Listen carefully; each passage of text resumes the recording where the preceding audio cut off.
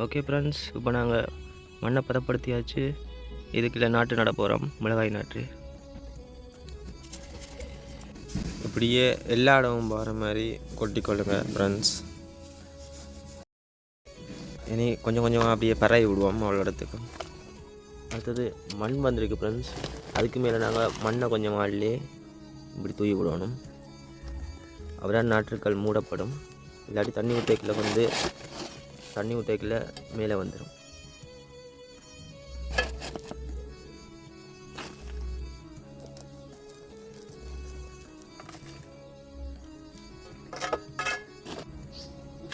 Okay friends, அதுக்கு மேலே தண்ணி எடுத்துருக்கோம்.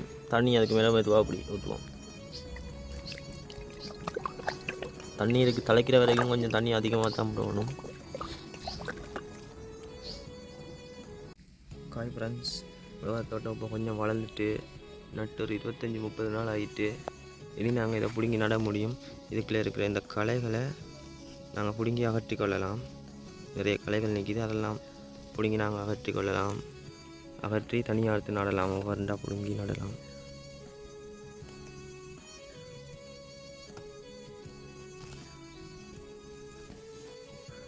அப்படியே பார்த்தீங்கன்னா இதுக்குள்ள கல்லுகள்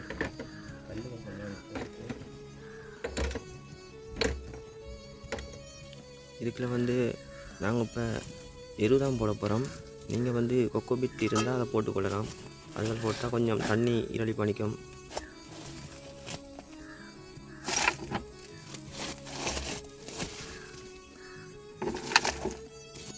ஒரு முக்கால்வாசி வரைக்கும் எருவத்தான் எடுத்துருக்கோம்.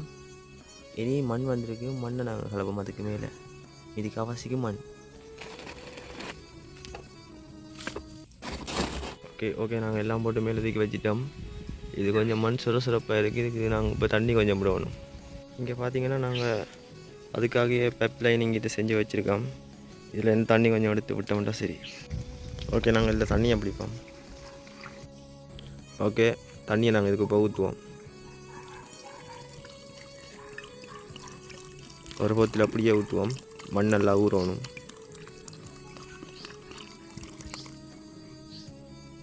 ஊற்றி கொஞ்சம் நேரம் மண் தண்ணியை இழுக்கும் வரைக்கும் விடுவோம். ஓகே, தண்ணியை மண் இழுத்துக்கொண்டிருக்கு. தண்ணியெல்லாம் இப்போ மண்ணுக்குள்ளே போயிட்டு இனி நாங்கள் தாவரத்தை நடுவோம். மிளகாயை நாங்கள் இப்போ நட ஆரம்பிக்கலாம். ஓகே, நாங்கள் இப்போ இதுக்குள்ள ஓட்டையை போட்டு நடுவோம். ஒரு ஓட்டைக்குள்ள 2 கண்டு வைங்க. ஒரு பெரிய கண்டு ஒரு சின்ன கண்டு வச்சா நல்லா அப்படியே நல்லா இணைச்சி விட்டுங்களா சரி. ஓகே சரி, நாங்கள் இதுக்கு இப்போ தண்ணியை ஊற்றுவோம். நட்டதுக்கு தண்ணி அளவாக விடுங்க, அப்போ தான் துளிர் விடும். ஓகே ஃப்ரெண்ட்ஸ், நாங்கள் இப்போ நட்டு 10 நாள் ஆகிட்டு எல்லாமே கொஞ்சம் வளர்ந்துட்டு. நான் 2 நாளைக்கு ஒருக்கா தான் தண்ணி விடுறது.